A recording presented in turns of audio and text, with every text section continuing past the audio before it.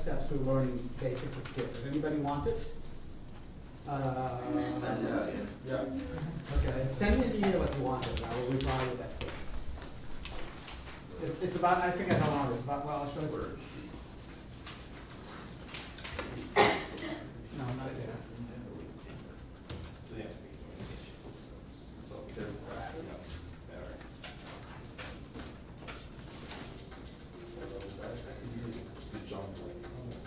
Yeah, there we go. It's an hour. Hold down. Right.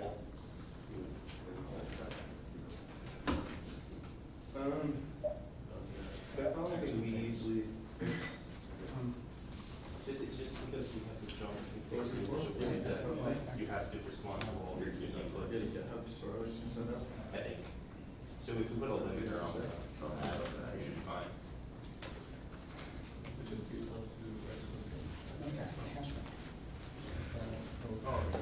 All right.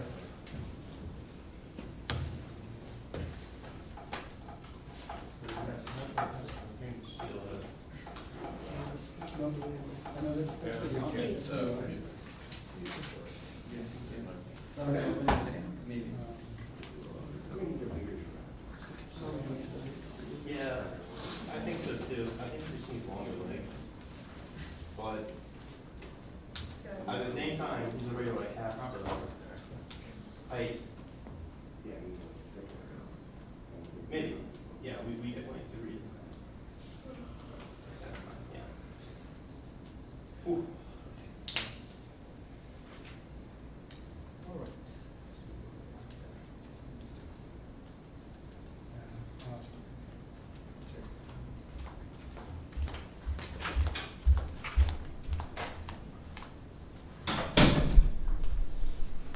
All right, y'all. So we're going to review last week's PA tomorrow. So the programming assignment 2, and everybody's happy to hear we have programming assignment 3 coming tomorrow. Yes! Yay! Yes! Woo! Awesome. And it's all your own code. You don't have to read anybody else's. Listen, I think your code is excellent. Yeah, Your code was very good. No, your code wasn't bad. It was like, but you know what? My code didn't have Java doc everywhere, right? Which makes it But I was thinking actually having a short workshop explaining the patterns you're using in your code, why you did it. Because there are some interesting patterns you're using, you know? It's good. But we'll go over it. Well, so I want to go over some of your PA2 stations. Sorry. We'll talk about it. Okay, so if you looked at this, I have about 100 times more notes, but it's mostly for me, then I'm going to be able to go through it. But here's what I want to do today. 2 things. We're going to go over game mechanics, bullet by bullet, section by section, and the little worksheet that you have there I made last night because it helped me think about it, and I have a copy of it here, more or less. I want to talk a little bit about game mechanics and different categories of game mechanics, and then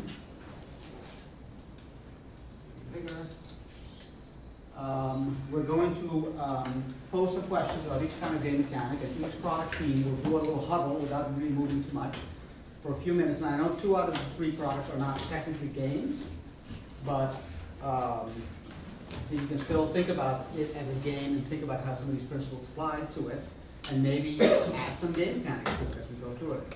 And then, and this is even more dangerous, I have a half-thought-out game, no, an unthought-out game, totally unthought-out game called the Brandeis game, which we're going to together invent, applying these ideas.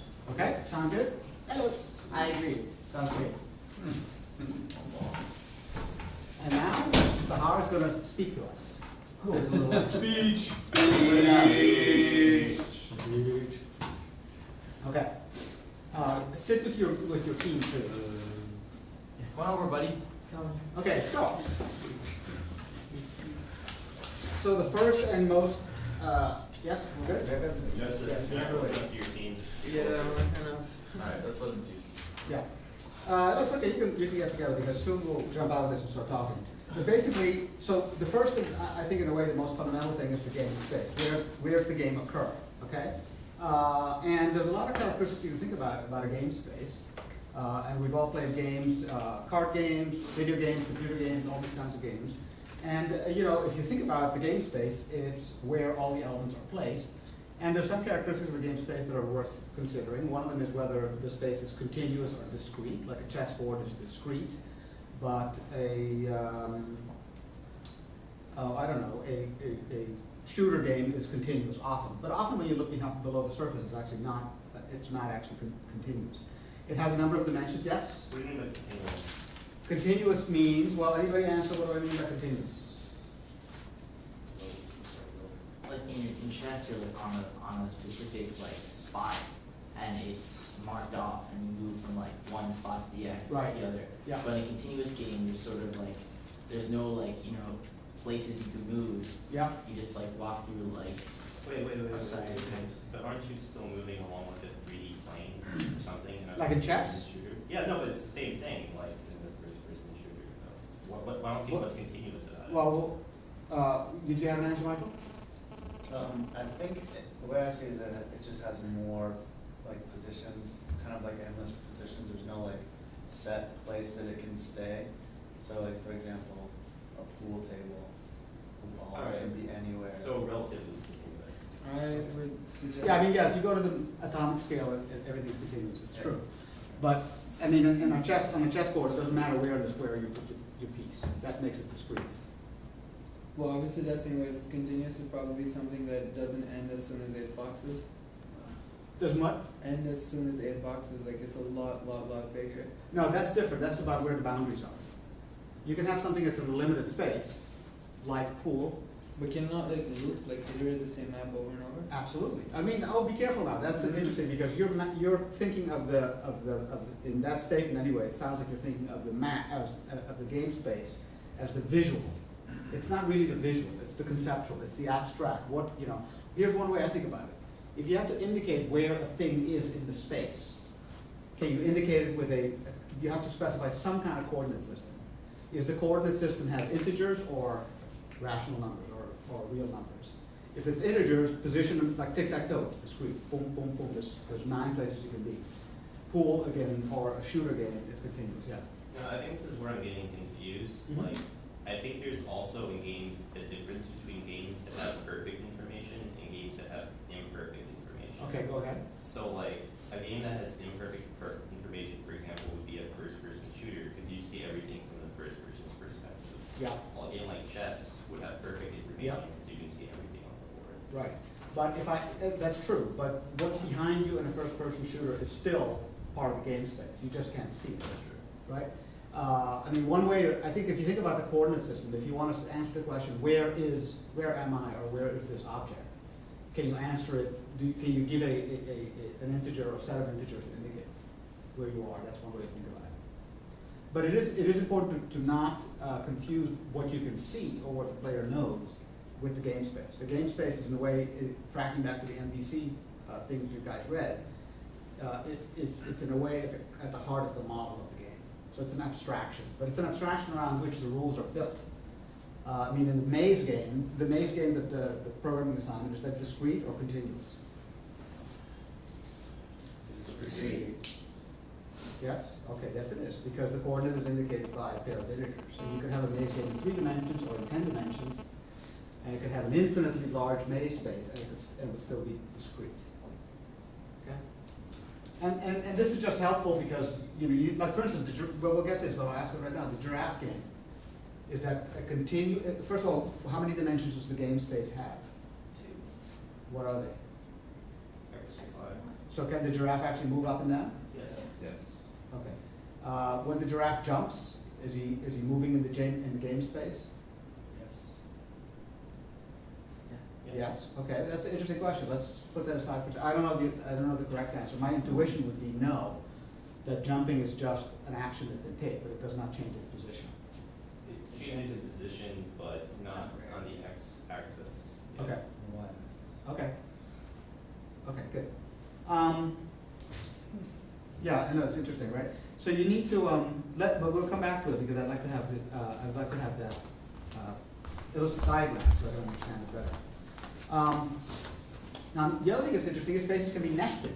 right? You can have a space that has a door that and you go into a building, and then you see more detail. Or they can be connected in strange ways. You can have a hyper tunnel that goes from one place to another place. Game spaces can be linked, which is a little bit different from nested, in that there's one space, like different islands. I'm on this island, it's got a game space, it's got a coordinate system. I take a boat, I go to another island, totally different appearance, size, and conceivably even dimensionality, and they're linked. And you need to know these things when you think about the moves that you're going to allow your objects to be able to make. Okay, so don't assume, so game spaces have a coordinate system. Think of a coordinate system as the way you can record where a thing is in your game space, right? So other than X, Y, Z, what other kind of coordinate systems can you guys think of? Another, other than number, comma, number, comma, number. What other coordinate systems can you think of? Let me be clear about how I'm asking this, because it's not really just three. Other than one number, or two numbers, or three numbers, or as many numbers as you want, what else can coordinate systems do? Well, in Monopoly, you can do like color number. So on like the second red property. Right, you could do that, yes. And it's a very good point, because I remember somebody's maze, or one of the problems, I think it was the first thing, somebody, it might have been you, had multiple ways of indicating where you were. And you might choose that because it helps you express your rules. It might help you express or map it to a screen or something like that. Yes? Also in chess, every square in the board has a name, H3, D4, so you can also express the position of a specific thing. Right. Now it's interesting because if you use that coordinate system, it would be helpful in terms of chess nomenclature, but it would be more difficult in terms of if I wanted to express the legal moves for a rook or for anything, because it's easier to express that by saying, okay, both dimensions, both coordinates, x and y, the column should stay the same, but the row can change, or it has to move on a diagonal. So so a point about that is the way you express your coordinate system is going to have a big impact on the way you can reason about the rest of the game. And picking the right coordinate system will make a difference. Sometimes you need to pick two different coordinate systems to use in different places, but then you have to be able to express how you convert from one to the other. Yeah? Well, this is all numbers, but you can always switch to cylindrical or spherical coordinate systems. Yeah, that's true. Yeah, yeah. I mean, the other thing I was thinking of was something like, you know, the island. I could have island name, comma, coordinate on the island. It could be, right? It could be something having to do with time, perhaps, if you have time travel. It could be whatever. Yes. Well, you could also do sort of transform it out of the typical coordinate system to polar coordinate system. Yeah. So it just sort of takes a similar idea, but in a different perspective. Yeah. Right. Yeah. Well, like have you ever played the game Asshole, the card game? I think so. Remind me how it goes. There's like 5 players. Yeah. And like the king and queen steal a card from the last and second last player, and then you play rounds. I think I know. Oh shit! I'm mixing up with. A Yeah, variation asshole. of the name Yeah. is called Yeah. presidents. Okay. Yeah, presidents. So your coordinate could be president, vice president, Yeah. janitor, whatever. Is that being used to indicate? That's a very interesting question. In a card game like that, what's the game space? Is there a game space? It's completely abstract. Say what? It's abstract. Okay, go ahead. Yeah. Like, how you're guessing what the other cards are, and all the cards are in the game space. But poker has a game space, it's like the table. That's true. It does. Yeah, I mean, I would say with card games, perhaps the game space is one coordinate for every player, one Yeah, coordinate that's for the table, and one coordinate for the dealt cards, and you're trying to record where each card is at any moment. But it's a very interesting thing, because all this is telling us that your selection of the coordinate system, the way you think about the game space, is intimately tied up in what it is you want to do with it, like to express the rules, to express and detect legal and illegal moves, things like that. And so, what might be a what might be intuitive correct may not help you with those things. How about Risk? Anybody play Risk? Yeah. I was thinking. Now, what's the game state for that? Country name? Coordinate system would be country name. Could be. Country name, but there's probably more, because if you just have the names of countries, that doesn't fully let you, doesn't fully capture it. Right, because don't the countries touch each other? Mhm. Sometimes some do, some don't. And you can attack one that you touch. Yeah, And but then that doesn't, you Going know. higher for continents as well. It's- Right, but that's. Continents that's- have the same attributes. So this is, Contain. exactly, so thinking about what you want to do with the game space and what you want to do with the coordinate system is going to tell you, because the country would be enough, because country names are unique. But then the question is, okay, what continent are you on? You could say it's continent, comma, country name, and then you have to ask, how does that help me with my rules, how does it make it more difficult, and sort of figure it out from that. So now, huddle each group and figure out what the game space is for your space, for your product. Here's some questions to think about, and even if you are a fashionista or a happy sad person, try to see if you can think about that. Think about it creatively and see what you come out of. Here's some questions you can ask yourself. Can I make one more Yeah. comment, Yeah. a question really? Yeah. So there's also this notion of game state, That's coming. right? Yeah. Which is, and maybe the game space is this part of the game state that never changes, is that? Maybe. I mean, I think a lot of I should have said at the beginning, none of this stuff is absolute at all. It's just thinking and thought techniques to help you explore possibilities you might not have seen. And also, I mean, the coordinate system is very important because if you pick the wrong one, you're going to be paying the price throughout.